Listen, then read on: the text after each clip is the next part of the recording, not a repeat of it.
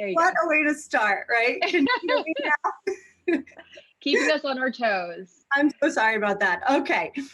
Do over. Thank you so much, Brandon Innovators, for having us here today. I'm thrilled to be a part of this conversation with Dina around new media and emerging channels. Before we jump in, for those of you who are not familiar with Quantcast, we are a global advertising technology company who ourselves have been evolving through all things crazy and beautiful on the internet for the last 15 years. And in the past couple of years, we've created an intelligent audience platform through the power of our own AI and machine learning, which empowers brands, ad agencies, and publishers to truly know and grow their audiences so that they can be really smart about how they advertise on the open internet. So the most exciting part of my job at Quantcast is being able to connect with brands and marketers and understanding what's important to them and learning about the consumers who are always at the forefront of everything that we all do in this space. So with that said, I'm joined here today by Dina Fierro, who is the Vice President of Global Digital Strategy and Social Engagement at NARS Cosmetics. Dina's led a really strong career to date as a leader in digital strategy for major beauty and fashion brands. Prior to NARS, she spent over 3 years as Global Director of Digital Media and Marketing for Christian Louboutin. And Dina, I'd love to have you tell us a bit more about yourself and about your current role at NARS Cosmetics and the priorities that you're focused on day to day for the brand. Sure, happy to. Thanks for the nice introduction, Deanna. I appreciate it. Hi, everyone. So I'm Dina. I'm the VP of Global Digital Strategy and Social Engagement for NARS. I joined the business in January of 2019. My oversight at NARS is relatively broad and encompasses the majority of our digital touch points globally, inclusive of owned social media, paid media globally, as well as innovation. So as it relates to innovation, that's obviously a little bit of a gray area. All different brands define that in all different ways. But for myself and for my team, it tends to mean, programs that are first to market or first to portfolio and that really capitalize on emerging spaces on platform, in media, and kind of even, leveraging technology. So that's something that I'm personally really passionate about.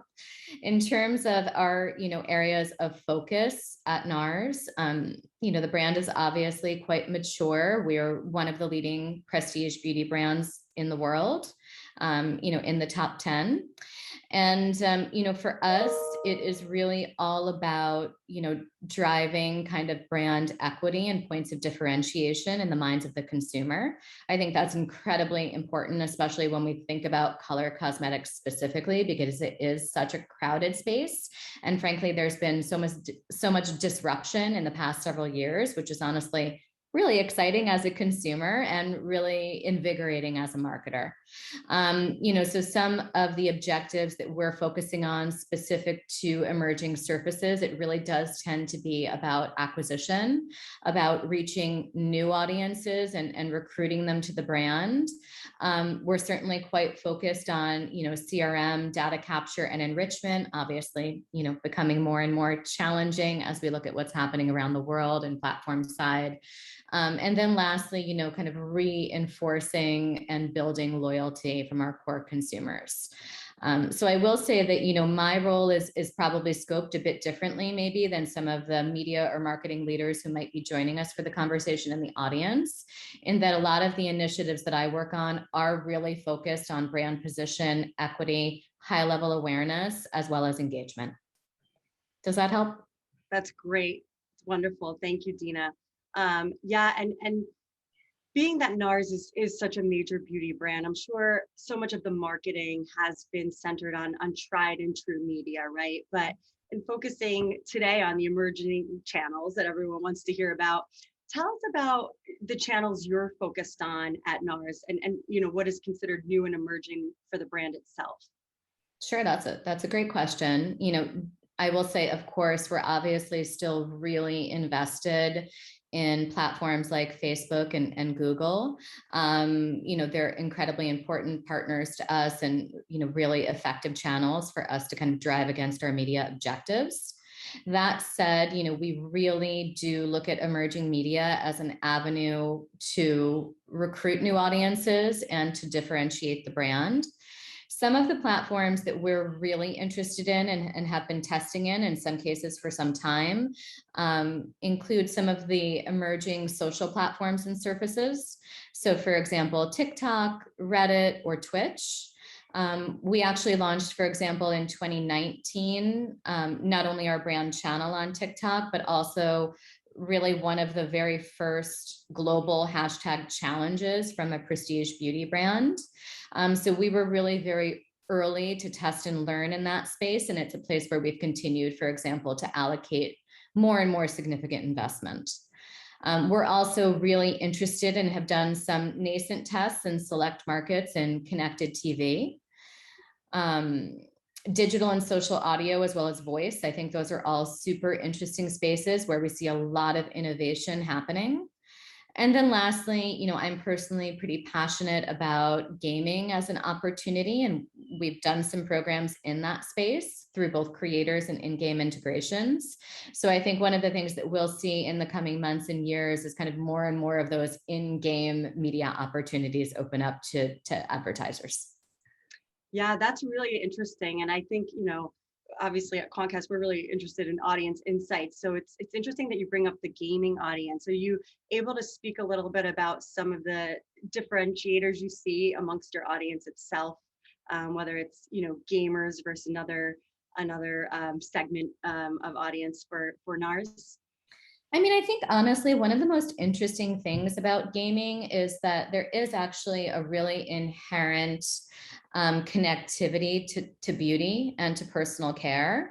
And so, for example, when we look at a lot of the most relevant and most interesting gaming creators, many of whom are female, in terms of the types of creators we'd be targeting, but certainly not exclusively. They're actually, influencers who are really, really tapped into and really passionate about beauty and getting ready, for example, for Twitch streams. That's something that is very inherent to kind of how they create and share content. So I think, understanding that really opened up a world of opportunity for us as it relates to gaming. So as of now, I can't speak kind of to the gaming programs that are to come. We will be launching 2 really interesting in-game integrations in Q3. But we have to date launched a really compelling kind of custom content program within Animal Crossing. And we've also been testing quite a bit in terms of audience targeting as it relates to gaming, most notably on platforms like Twitch and Reddit. And then we've also been doing quite a bit of creator engagement, both in an earned and a paid capacity.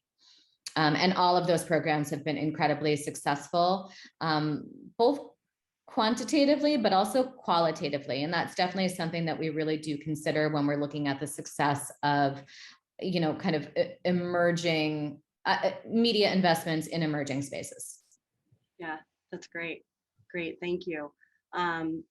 And I know, just kind of going back to your point about Facebook and social media, NARS has over 8 million Instagram followers, not surprising given the quality and passion around the world for your products. With social media itself constantly emerging and introducing new formats, with the latest being Instagram Reels. It really gives consumers and brand loyalists a place to be a part of that conversation, to give them that equity and part of the community that you discussed earlier, with the brands that they love. On the NARS site, I noticed there's a live chat option for customers and potential customers to be able to connect with an artist or a product. So between that feature and the various ways that your consumers are engaging through these new social media tactics and channels, what strategies are you looking to test in order to connect with those consumers in a more intimate way? There's a lot that we've been executing in the past year. Obviously, 2020 was a time of transformative change for our business for really obvious reasons. And it did force us, and I think this was a very positive thing, to kind of accelerate a lot of our efforts, in particular, many of our efforts as it relates to augmented reality, live and social selling. So, I think that the live and social selling piece is definitely a space that my team is digging into, and there are some really interesting emerging platforms actually within that space specific to beauty. And I think, just to double click on one of the points you were making, Deanna, it's interesting to see that it's not only, for example, established creators and influencers who are driving that content creation and that community, but it's actually also our consumers. So for example, there's a live stream app called Super Great that has a bit of traction in the beauty space, and some members of the audience might be familiar with it.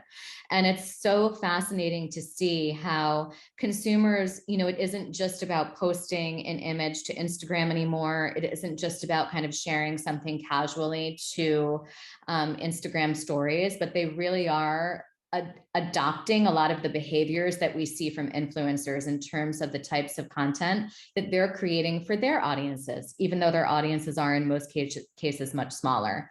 So I think there's definitely something really interesting there. As it relates to media, we don't necessarily see the scale in those platforms just yet, but at the same time, we do like to be really early and to find our footing and establish a strategy while those platforms are still emerging and are still evolving, because it just allows us, I think, to execute much more seamlessly when the audience is there. Yeah, absolutely. That totally makes sense.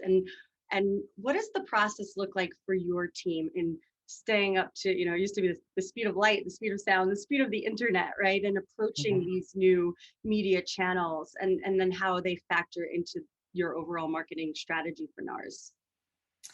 Yeah, I think at the brand, we really, included in our values is innovation. And so it's really important to us that we look at emerging channels as an opportunity, again, to drive against our values and to reinforce our positioning in the eyes of consumers.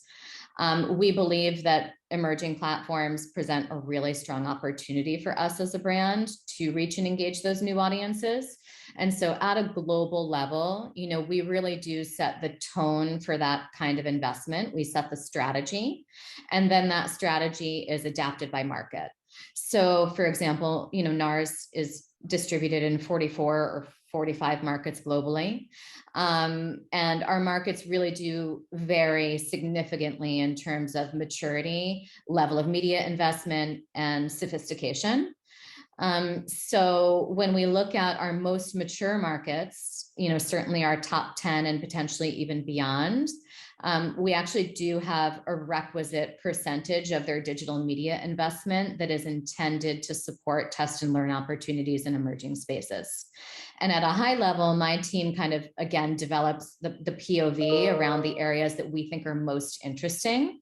But I think especially when we look at regions of the world like APAC, there's a lot of nuance in APAC, and there's a lot of nuance, frankly, by market, not just by region. And so it is ultimately a really close partnership between my team at a global level and, for example, our regional and local stakeholders, who in turn educate us on what the emerging opportunities are in their respective markets. So I know that was kind of, really high level. Hopefully it answered your question. And obviously, we can definitely dig deeper on that. Yeah, no, that's really great. And I think, you bring up a lot of great points just about how you have to think about things from different markets and different areas of the globe. Obviously, on a global perspective, so many brands have had to drastically rethink where and how they spend their media budgets over the last year and a half. Because of consumer behavior shifts that were brought on by the pandemic. At a high level, talk us through if and how you've had to do so, and kind of how you've had to diversify your strategy so that you stay successful within the beauty space for NARS. Yeah, I can think of, two, I think, really important adaptations to our strategy. I think first and foremost, especially in 2020, we were definitely focused in terms of investment on tried and true platforms. So for example, we did actually put a pause on a lot of our test and learn opportunities in more emerging platforms in 2020, because we just absolutely, given the state of our business, anyone and everyone can imagine that color cosmetics did not have a good year in 2020. I had to be persuaded to put on makeup for this chat today. So, we really, really wanted to focus our investment on tried and true platforms and mediums. we also focus less, I would say, on high level awareness media and much more so on consideration and kind of lower funnel conversion driving tactics. And then secondarily, we definitely did also shift our focus in terms of course, the types of launches and the types of products that we were focused on. And we continue to do so because I think that, there were some temporary changes as it relates to consumer behavior and makeup. And then there were potentially some more permanent shifts that we actually see, for example, Gen Z driving. So at NARS, thankfully, we do have a lot of really iconic products, in particular, iconic products in complexion, which was and remains a category that people are still investing in particular kind of products that bridge that gap that are more skincare complexion hybrids. And then we also see, honestly, now in 2021, despite the concerning news around things like the Delta variant, we have seen actually a return to makeup. And I think, what people who don't understand makeup really don't understand is that it is such an important mechanism for self-expression. And I think, in quote unquote, coming out of the pandemic earlier this spring, there was a real renewed sense of optimism and a real desire for consumers to be able to express themselves through color. I think we're also seeing that play out in fashion. And so it's been really interesting, I think, to focus again on a lot of that complexion that the consumer is so interested in, and then also on some of our core color products. Yeah, that's great. And I personally can relate to so much of what you said. I did the full face today, but it's normally just what can I get away with for the virtual calls? But I definitely felt, that return of makeup, that return of putting on the full face, as we opened back up a bit. But you lead me into a good thought about the different trends on, whether it's application or just content consumption when it comes to the beauty space. For example, personally, I've had more time to digest content at home during the past year and a half than I would have, chosen to engage with when my life was a bit more, let's say, on the run or on the go. And some of those, as it pertains to beauty space, has been watching, how makeup artists, whether they're really modest influence or someone as A-list as J-Lo, how they apply their makeup, right? Are there trends like this that you anticipate continuing to take new shape and form over the coming months and years? Yeah, I think that's a really interesting question. And I think it actually comes back to a topic that we were addressing earlier in our chat as well, around just that rise, for example, of more native and more consumer driven content. I think one of the things that we see in beauty as well, and it's something that I observe as a consumer of fashion, is that there's a real appetite from the consumer to see themselves reflected and represented in advertising. I find that really invigorating. But, particularly when we think about more consideration level media and conversion driving media, we really do find that needs to be much more natively produced. And in many instances, for example, we are relying on influencer generated content to kind of bring the consumer through to that point of purchase. And we also find, for example, NARS is a prestige brand. We do have a very, I would say, aspirational positioning. And one of the things that's interesting to observe, and I think this isn't always what people expect, but the consumer does, for example, actually want and desire more elevated content from a brand like NARS. It's what they've come to expect from the brand. And if we don't deliver upon that, they kind of don't even recognize it as being an asset from the brand, regardless of where it's being delivered. So for us, it's really about walking that fine line of aspiration and approachability. And one of the areas that we've definitely been leaning into quite a bit, it's the more sensorial kind of application and payoff style content, which I think, you kind of referenced to a certain degree, but people want, especially with so many people buying color cosmetics, not to mention everything else online, they really want to feel as confident in their purchase as possible. And that type of content helps instill that confidence in the product.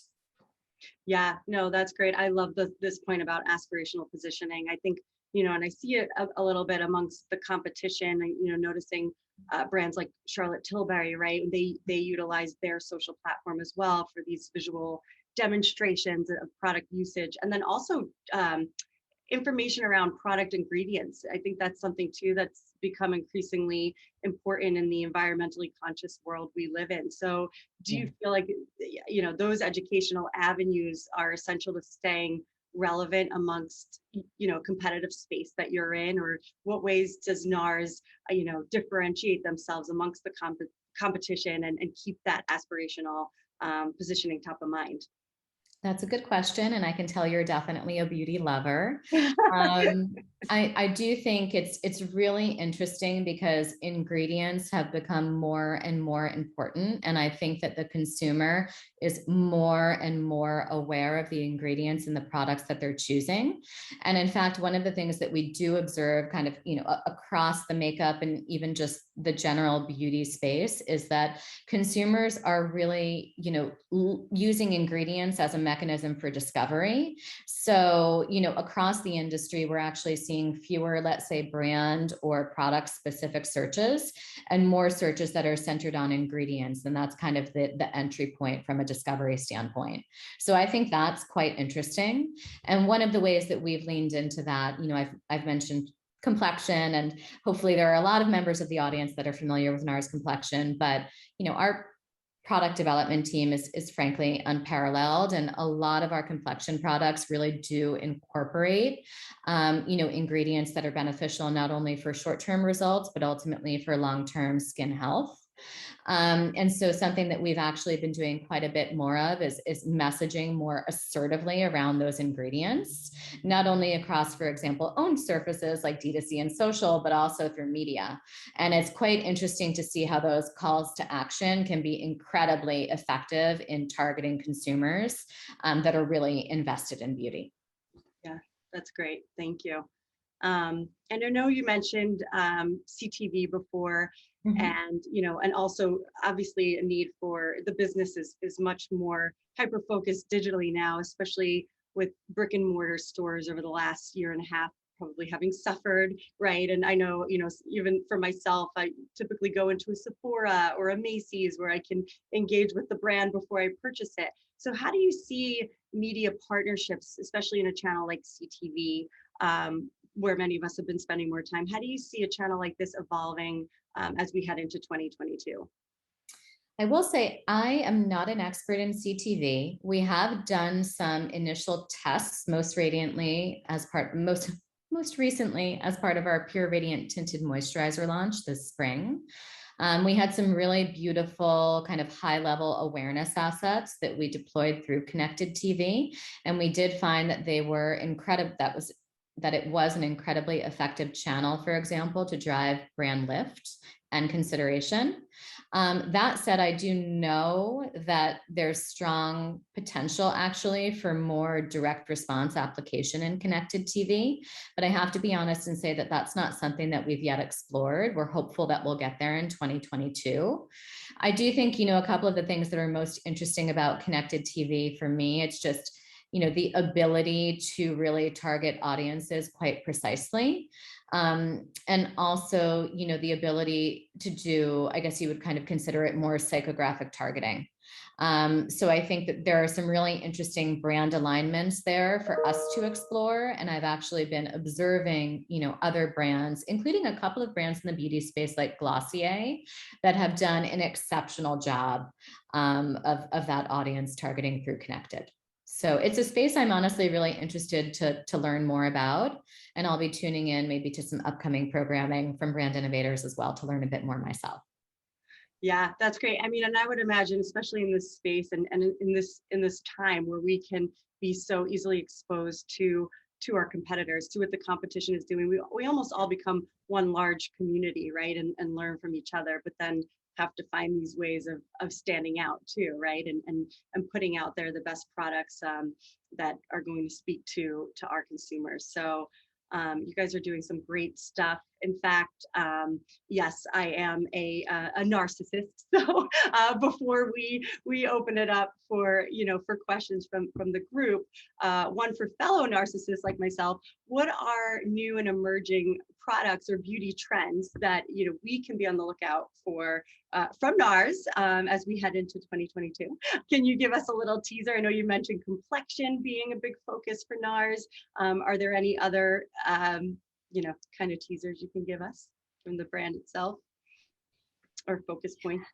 Yeah, I mean, I think in terms of what we have upcoming, we actually did just introduce a shade extension to our Power Matte lip pigments. I don't know if you've ever used them, Deanna. If not, I might have to send you a couple. But we just did a shade extension on that product. And I have to tell you, again, unbiased, I'm actually saying this more as a beauty consumer than as an employee of NARS, but that's definitely one of the most incredible long-wear formulas on the market. I mean, you could literally put yourself to bed in Power Matte lip pigment and wake up with it, and it will be pristine and unbothered. And then we do have actually our biggest ever global launch that will be coming in early 2022. That is a launch in the complexion category. It will be, kind of a product that is, it sort of meets a need within our portfolio. And I think it also meets a consumer need in terms of the type of ingredients, points of differentiation, and also the type of finish that, she or he is looking for. Great. Yeah, that's great. And we'll definitely stay tuned and look for all of these things in the emerging channels everywhere across the internet, as well as on the NARS site. This has been really great and informative. And I know every company and every brand has their own process and their own viewpoint, right? From when it comes to what's important for them from these emerging channels. And really appreciate you, Dina, taking us through what those platforms and channels look like for NARS. At Quantcast, our latest focus has been the rollout of providing marketers and consumers with the ability to activate, engage through connected TV, which we spoke a little bit about because we are seeing that on the rise in our space. But we'd love to hear from the audience on their thoughts and around this topic. What questions do you have for Dina about the trends in new and emerging media channels at NARS? Feel free to let us know by dropping it into the Q&A here, and I will be on the lookout for any questions you guys have for Dina. Don't be shy. Yeah, don't be shy, especially if you're of the passion points of me. You have a great opportunity here. And while we look, oh, here we go. All right. Do you find that podcast as a new and emerging platform, Dina? That is such a good question and very top of mind for me as a very avid podcast listener. So podcasts are definitely, a medium that we would bucket within the digital audio space, which we didn't spend a lot of time talking about today, but it is an area that we're focused on. So we have done some nascent tests in podcasts, and we did that in a very, I would say, high touch kind of way. So, one of the things that we observe is that I think host-read ads on podcasts are incredibly effective. And so even though, there's an opportunity to deploy obviously programmatic through that medium, in the tests that we've done, we've taken a very hands-on approach to identifying precisely the podcasts and precisely the hosts that we wanted to work with for those pilots. And I have to say, it's been really, really interesting to see, again, how effective even more niche podcasts can be actually at driving traffic and impacting sales. So it's a space that we hope to do more of in 2022. I think one of the challenges right now is that there isn't a lot of measurement, at least, to my understanding, there isn't a lot of measurement that we have on podcasts. So we right now try to treat them more as either awareness channels or direct response channels. I hope that helps. Awesome. Thank you, Dina. Yes. Another question from the audience. Has the crisis forced modifications to short, mid, long-term goals and how you measure success based on changes in consumer behavior? Yeah, I mean, it's hard to overstate the impact that COVID has had on our strategy. I think at a very base level, there were really, really significant changes to our product launch strategy and therefore our media and marketing strategy, given not only kind of supply chain disruption, but also the relevance of products and launches to consumers. So frankly, that's something that we're still managing. I do think I'm honestly in a very privileged place working for a brand like NARS. And I mean that sincerely, because we're a brand that has a tremendous amount of equity. Our consumers are really, really passionate. And so all things considered, our business is in a really healthy place in August of 2021, but it's definitely been a really challenging 16 months. Thanks, Tina. Yeah, another question coming in. How do you not navigate content creation for a platform like TikTok, a very heavily influenced Gen Z driven media channel, while still maintaining the NARS overall brand image? Such a good question. I love this one, Jackie. Thank you. It's a fine line. So I think, what's most important on TikTok, and I think that this has and will continue to change, frankly, in the next 6 to 18 months, but the content really does have to feel native to platform. So the approach that we have taken to date in terms of both media and also owned content is really a focus on personality-led content that is developed not only by creators, but also by NARS makeup artists around the world. And so, there are a couple of different types of content that work really well for us. I think certainly artistry-driven content. We're a brand with a really strong artistry POV. And then also the same type of content that Deanna, you and I were talking about earlier in terms of really visceral, sensorial application and payoff, almost leaning into that kind of visual ASMR category. So those are the types of content right now that you'll see on our channel and through our media, if you're served any of our media. I do think, though, that this is a super relevant question for me, because one of the things that myself and my team, have been working on is really vetting a lot of external agency partners to identify partners who can create content that feels elevated and appropriate, but also native to platform. And I have to be honest, even among the preferred agency partners recommended by TikTok, I did not find an agency that felt like the right fit for NARS. So the work continues, Jackie. That's gotta be, that's another subject in and of itself, right? Finding the partners that can really have that same, level of where you want to go with strategy and care about the brand and put it out there in the way that you need them to. So yeah, Jackie, thanks for the question. That was great. Also just brings up another great point. I know it seems like every day there's a new app and there's a new thing to keep up with. TikTok being, I don't even know if it's the most recent, but it's the most recent one. I get, friends sending me TikToks on, and I'm like, I need to learn more about engaging with this. So do you find yourself having to personally engage and learn all these platforms to be able to know how to then represent the brand through them? I mean, definitely. I think that frankly, that is sadly, in some ways that, it's fundamental. It's really, really important. And I think, it's impossible to craft a meaningful strategy without spending significant time in all of these platforms, because it just really gives you an understanding of what's resonating within the community, the types of content that the community is sharing, creators are developing, and other brands are producing. So, thankfully, TikTok is a wonderfully entertaining platform to spend time within. So it's not a burden whatsoever.